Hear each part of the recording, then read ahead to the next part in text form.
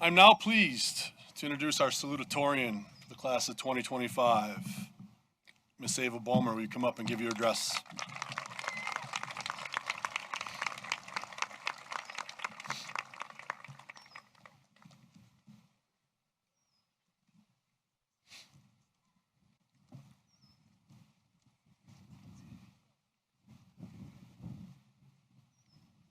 Just keep your hand down so it doesn't blow.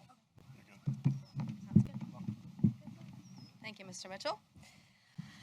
Good evening, parents, teachers, family, friends, and my fellow graduates. It is an honor to speak today as the salutatorian of our graduating class, and it is a privilege to be able to personally congratulate all of you for this momentous accomplishment. Additionally, to all the people here in support today, I speak on behalf of my entire class when I say we could not have done it without you. Thank you for all your sacrifices, both big and small, that have paved the way for us to reach this moment. Personally, there are some people I must thank because without them, I would not be standing here today. Thank you to my family for always cheering me on, offering wisdom, and being a constant source of encouragement. It has not gone unnoticed. To my Aunt Kate, thank you for being my second mom, and I'm honored to follow in your footsteps as a golden bear.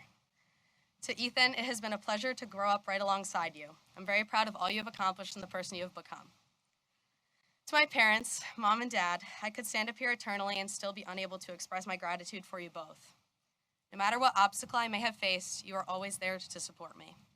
As an only child, I am a direct sum of the both of you, a result of the values you have instilled, the lessons you've taught, and the love you have shown me. Everything I am and strive to be is a testament to the incredible job you have done raising me, and I could not be more proud to be your daughter.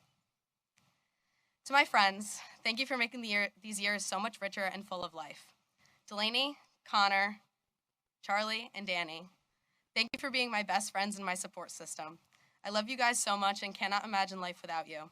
Thank you for all the laughs and memories we have shared together, and I cannot wait to see all that you have accomplished.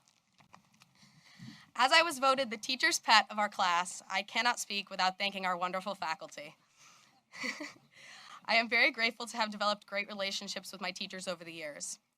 Your influence has extended far beyond the classroom, instilling in us as tools to think deeply, be curious, challenge ourselves, and navigate the complexities of society. You have not only shared knowledge, but sparked inspiration. You have been more than educators. You've been mentors and role models for the futures that we're now stepping into. And last, my thanks goes out to our athletics programs. To Villa, where's Villa? When my 3 years of junior varsity ended, I think we can both remember me sobbing violently with still a whole half of soccer left to play. But this reaction wasn't caused for my deep love of the sport, but because of my appreciation for you as a coach. Thank you for always supporting me no matter what. And to the sport that became my lifeline, thank you to the Mechanicville cross country and track programs. To Rizzo and Coach P, it has been such a privilege to be one of your athletes, and it is so bittersweet to be leaving. The programs you both have cultivated thrive on bringing up each and every individual, finding their strength and utilizing it. You have taught me that true success is not obtained through comparison and shame, but diversity and support. I am eternally grateful for you both constantly bringing me up as an athlete. You both have made a long-lasting difference in my life and made me a better person entirely. To be honest, I really struggled finding what I wanted to talk about in this speech. If you know me, you know that I'm a very opinionated, thoughtful person who cares deeply about personal values. So when I was tasked with writing a speech, I found myself having so much to say. I am very thankful to have the opportunity to speak tonight, and I hope each and every one of you take something away from my words because they were very well thought out. Throughout high school, I think we were all guilty of the I can't wait mentality. When COVID-19 took the world by storm, we found ourselves tucked away in our rooms, connecting with the friends and teachers we once saw every day through a screen. We yearned for normalcy. In our years as underclassmen, we couldn't wait to grow up. We counted the days until we could drive and be able to enjoy all the moments we believed would define high school. Junior year, we were faced with long nights studying, endless homework, and the pressure of looking towards the future. We longed for an easy senior year, the year we had been waiting for. We celebrated from sunrise to sunset and soaked in every last moment. All of the moments of high school that we wish to fast forward to are officially behind us. But the beautiful part about senior year wasn't just about counting down the days, it was making those days count. I would be lying if I claimed to have never said how much I hated high school and how much I couldn't wait to get out of Mechanicville. For the past 4 years of my life, I have journaled almost every day. I have accumulated 4 journals worth of left-hand smudged emotions, the good, the bad, and the ugly. On November 21st, 2021, I wrote, I'm not sure if high school is meant to be simply something to get through or something meant to change you, but I hope I come out of it proud of the person I am. I spent a lot of high school wondering whether I was worthy, not academically, but simply as a person. I never felt like the small city of Mechanicville was a place that I thrived in. 4 years later, just a few months ago, I wrote, "I have less than 50 days until I graduate. I never thought I'd feel as bittersweet as I do. I thought I would be so ready to start the next chapter of my life, which I am, but it is still a crazy feeling. Looking back, I am so proud of who I've become, but at the same time, I miss the girl I once was." This demonstrates a paradox I think we can all relate to. The excitement of stepping into our new adult lives, while a piece of us still will always miss the simplicity of childhood. Looking back at both of these quotes, the anger I once carried towards our small town has fizzled out into gratitude. Mechanicville has shaped me into the person I am today, and it's safe to be that I couldn't be prouder of who I am.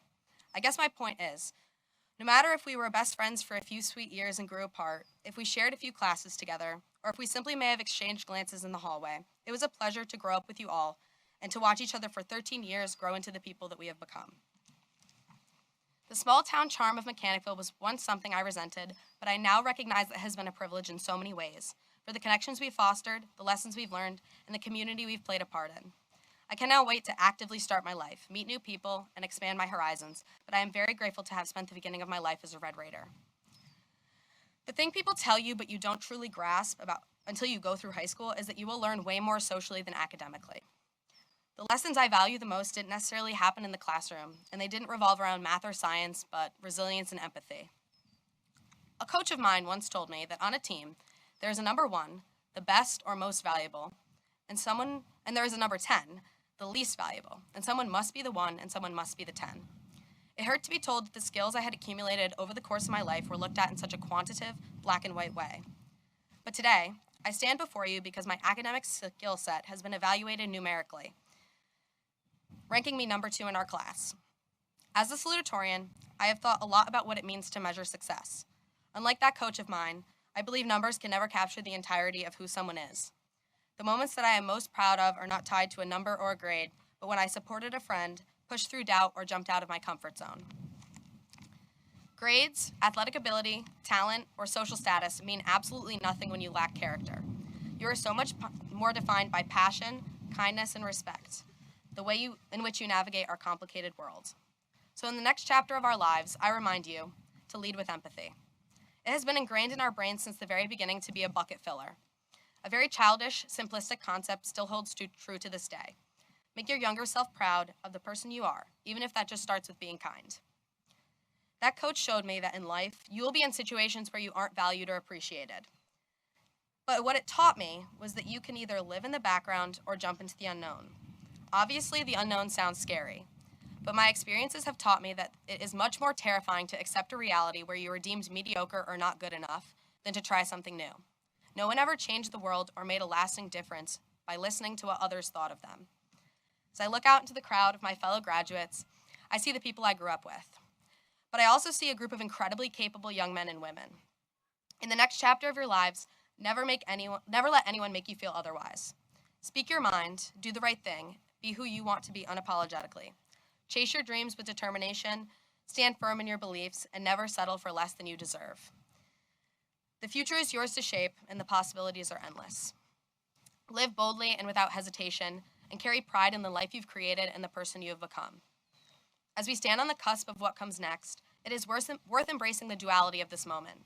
The uncertainty and bittersweetness are not signs of weakness, but rather evidence of a childhood well lived and deeply felt. Together, we've endured, evolved, and most importantly, arrived. Let us carry forward not just the lessons of high school, but also the resilience and authenticity that brought us here. In doing so, we honor who we were, who we are, and who we are yet to become. As we prepare to step into this next chapter of our lives, I challenge each of us to redefine what success means. Let it be less about comparison and more about individuality. Let it be less about the destination and more about the journey. Because in the end, it is not the numbers that will define us, but the legacy we leave behind through the lives we touch and the dreams we pursue. In the last week or two of school, as everyone exchanged yearbooks to sign, I found myself continually writing the phrase, "Don't be a stranger." And in my closing remarks, I echo that idea to you all.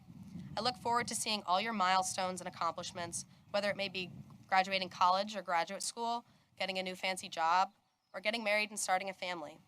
It's weird to think about, but that's where we're at now. our adult lives have begun.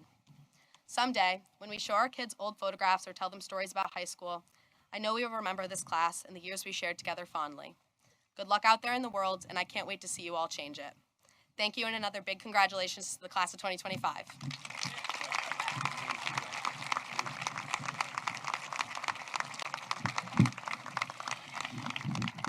Ava, thank you for that message and congratulations on an amazing high school career.